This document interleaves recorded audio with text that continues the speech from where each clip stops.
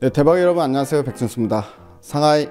네, 오늘 또 월요일장 이번 주 시장이 이제 시작이 됐는데요. 시장이 이제 또 글로벌 증시가 전체적으로 이제 우리나라 시장 포함해서 급락세가 나오고 있는 상황이라 오늘도 또 시황 부분에 대해서 먼저 좀 이야기를 좀 해봐야 될 것 같습니다. 그래서 오늘은 이제 시황에 관련된 이야기를 좀 진행을 해볼 건데요. 이번 주 시장의 방향성을 좀 볼 수 있는 타이밍은 이제 주 후반에 있거든요. 일단 그 부분은 일단 말씀드리고, 일단 오늘 시장도 좀 많이 급락이 나왔습니다. 지난주 미국 시장을 먼저 좀 볼게요. 미국 시장 보게 되면 이제 나스닥이 이제 결국엔 이제 신저점이죠. 저점을 깨고 내려가는 급락세가 이제 연출이 되고 있는 상황이고요. 그리고 이제 우리 시장도 오늘 장중에 이제 낙폭이 계속 확대하면서 장중 내내 하락을 하면서 결국에 이제 박스권 하단 부분이죠. 제가 지난번에 이제 방송에서 언급드린 부분인데 결국 박스권 하단 부분 좀 보려는 모습인 것 같습니다. 그래서 내일 시장까지 하면 일단 뭐 주 초반에 850 아래로도 한번 내려갈 수 있는 가능성이 이제 열려버렸다. 이렇게 좀 봐야 되는 상황인 것 같은데요. 일단 오늘 장중에 낙폭을 크게 확대한 이유들은 이제 몇 가지가 좀 있는데 그 부분을 좀 먼저 말씀을 드리면, 장중에 일단 일본에서도 좀 악재성 내용이 있었습니다. 일본에서 나온 악재성 내용은 뭐가 있었냐면, 이 기시다 총리가 러시아산 원유 수입을 이제 금지하겠다 이렇게 이제 발표하면서 이제 일본 경제에 대한 우려감, 이런 부분들 때문에 또 일본인 증시가 이제 급락이 나타났고요. 그로 인해서 이제 우리 시장도 같이 이제 거기에 이제 보조를 맞춰서 하락을 했다, 이런 부분이었고, 오늘 장중 내내 여러분도 아마 확인해 보셨을 텐데 나스닥 선물도 1% 넘게 하락을 하고 있었던 상황이었죠.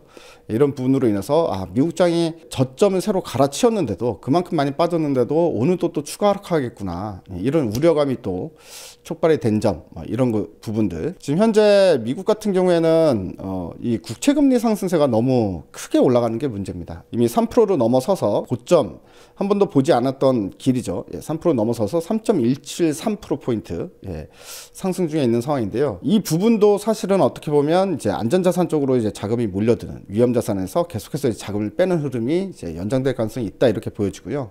때문에 이제 이번 주도 우리가 장중에 또는 뭐 장 끝나고 나서도 중간중간 한 번씩 이제 미국 10년물 국채금리의 상황, 이걸 좀 봐야 될 것 같습니다. 만약에 3% 아래로 다시 내려가면 그때부터가 이제 시장은 본격적인 반등이 나오는 시기다, 이렇게 좀 생각해 보면 될 것 같거든요. 그래서 국채금리도 중간중간 확인하시는 거 우리 대박이님들 꼭 잊지 않으셨으면 좋겠습니다. 오늘 제가 깨 시켰습니다. 장중 끝나자마자 이제 올리는 게 아니라, 왜냐면 오늘 4시에 푸틴 연설이 있었잖아요.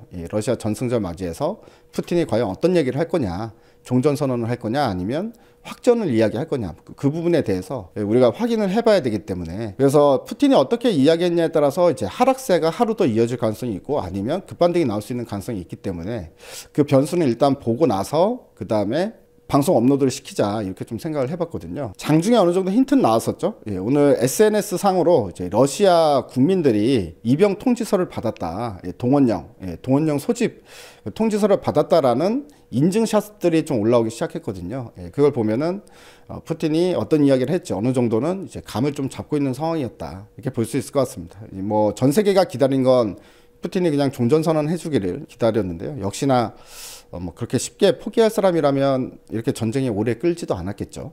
그래서 나온 소식들을 좀 보면 이렇습니다. 지금 현재 속보로 나오고 있는 상황인데요. 푸틴 서방은 우리 영토 침략할 준비 중이다, 이렇게 이야기를 했습니다. 뭐 이런 이야기를 한다는 얘기는 이제 전쟁이 끝날 생각이 없다라는 이야기가 될 수 있을 것 같고요.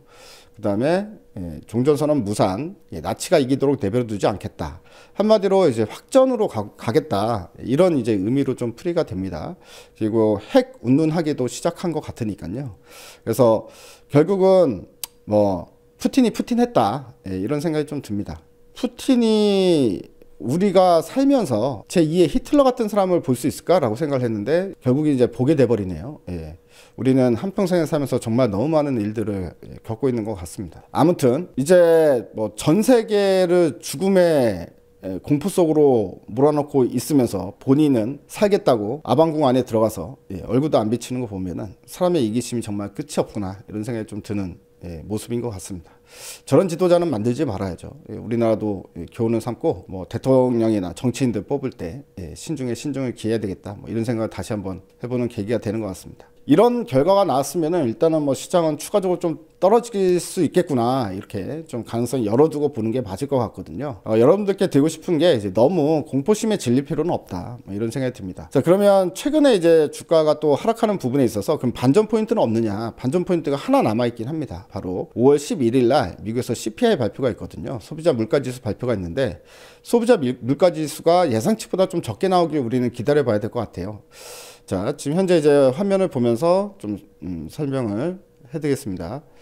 자, 미국 같은 경우에는 그때 FOMC 한 당일날은 주가가 이제 급등이 나왔잖아요. 그때 이제 시장에서는 0.75포인트 자이언트 스텝도 이야기가 나왔었는데, 실질적으로 파월 의장이 0.75% 인상까지는 고려해 본 적이 없다, 뭐 이런 얘기를 하면서 시장이 급반등이 나왔는데, 하루 만에 다시 반락이 나면서 급락이 나타나는 거거든요.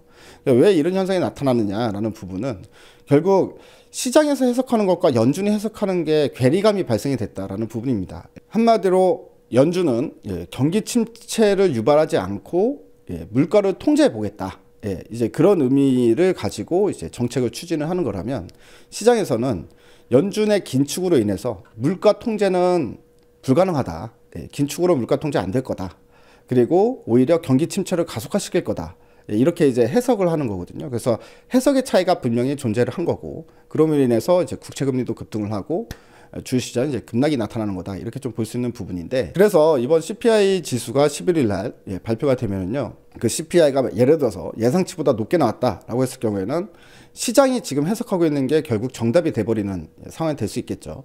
뭐 시간이 지나서 정답이든 아니든 중요하지 않습니다. 지금 어떻게 생각하느냐가 중요한 거기 때문에. 그래서 시장에서는 이거 봐라, 연준의 정책을 믿을 수 없다, 연준의 긴축 정책은 어차피 경기 침체만 일으키고 물가를 통제하지 못한다, 이런 이제 주장에 힘이 실리게 되니까 시장은 이제 추가적으로 또 바닥이 추후에 나올 가능성이 있겠죠. 지금 당장에 바닥이 나오는 게 아니라. 그래서 시장은 좀 더 어려워지는 국면이 이어질 수 있다, 뭐 이렇게 좀 볼 수 있을 것 같고요. 만약에 예상치보다 적게 나오면 이제 연준의 주장에 힘이 좀 실리겠죠. 그래서 시장의 판단이 과했다, 이런 이제 어떤 인식이 발생이 되면서 저가 매수에 들어오는 세력들이 분명히 존재한다.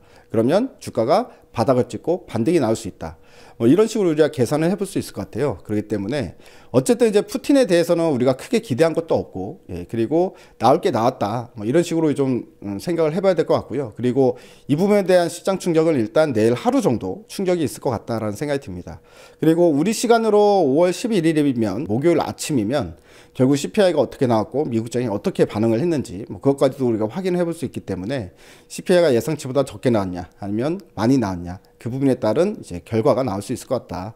만약에 이제 적게 나오길 우리가 원하는 대로 그렇게 된다면 일단 물가가 고점을 통과하고 있다, 뭐 이런 식의 인식, 그리고 물가가 어느 정도 이제 금리 인상으로 인해서 어느 정도는 잡을 수도 있을 것 같다, 이런 어떤 긍정적인 마인드의 변화, 이런 신호탄, 이런 것들이 좀 되면서 주가가 어느 정도는 저점을 찍고 크게 반등이 나올 수 있다, 이렇게 좀 생각하고 있으니까요. 일단 제가 봤을 때 주 초반까지는 계속해서 뭐 지난주에 이어서 이번 주 초반까지는 좀 힘든 국면이 지속될 수 있다, 마음의 준비는 좀 하고 있어야 될 것 같고요.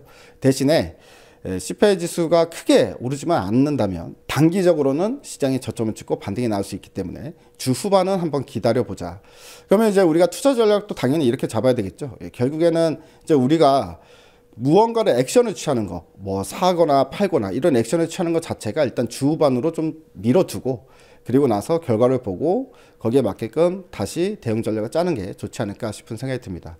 당장의 시장의 반등을 기대할 수 있었던 것도 일단은 어그러졌다. 푸틴의 발언 자체가 결국엔 전쟁을 당장에 끝낼 생각이 없다라는 걸 다시 한번 확인한 것밖에 안 됐다라기 때문에, 그래서 이제 시장의 인플레 우려감은 계속 좀 지속될 가능성이 있다, 뭐 이렇게 좀 봐야 될 것 같습니다. 자, 그리고 중국 같은 경우도 이 중국도 지금 악재 한 축이죠. 그래서 봉쇄가 빨리 끝났으면 좋겠는데, 중국도 중국 최고 지도부가 방역을 풀면 대량 사망으로 이어지기 때문에 제로 코로나세 대못을 박았다, 뭐 이런 이야기가 나왔습니다. 즉 앞으로도 당분간 이런 봉쇄 정책은 지속이 된다라는 식의 어떤 결론으로 봐야 될 것 같아요. 그래서 지금 시장에 산적해 있는 악재들이 그 어느 것도 해소된 게 없다. 이 시장이 반등이 나오기 위해서는 지금 현재 산적해 있는 악재가 뭐 단 하나만이라도 조금씩 해소되는 기미라도 나와줘야 시장이 저점을 잡고 반등이 나올 수 있다. 이 부분만 우리가 기억하면서 시황 부분은 계속 체크해서 보도록 하겠습니다. 그리고 수요일날 라이브 방송 때 이 부분 종합적으로 해가지고 다시 한번 좀 이야기를 드리는 시간 갖도록 하겠습니다.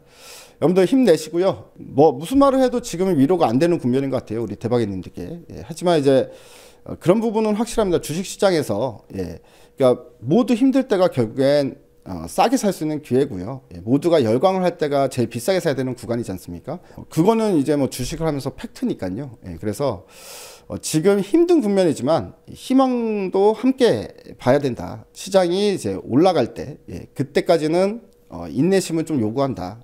그리고 너무 힘들다고 해서 저점에 파는 그런 가장 큰 손해를 안는 행동만큼은 좀 피해야 된다. 뭐 그렇게 이제 생각을 하면서 여러분들 이제 좀 버티는 금에 좀 더 버티시기를 진심으로 좀 마음속으로 바라고 있습니다. 각자의 어떤 결론이 필요한 부분이겠죠. 하지만 이제 제가 조언을 드린다면 지금 이미 충분히 힘든 국면이고 여기서 더 힘들어질 수 있다고 하더라도 결국에 이제 좋아질 때는 결국에 이제 올라오는 속도도 그만큼 빠르다. 뭐 이런 부분들을 좀 생각을 해서 산이 높으면 골이 깊고 골이 깊으면 산도 높아집니다. 이런 부분들을 우리가 이제 주식시장의 속성을 이럴 때 좀 생각을 하면서 좀 잘 기다려보자. 그리고 좀 참아보자. 이렇게 좀 말씀드리겠습니다. 여러분들 모두들 기운 내시고요. 화이팅 하시기 바랍니다. 대바이.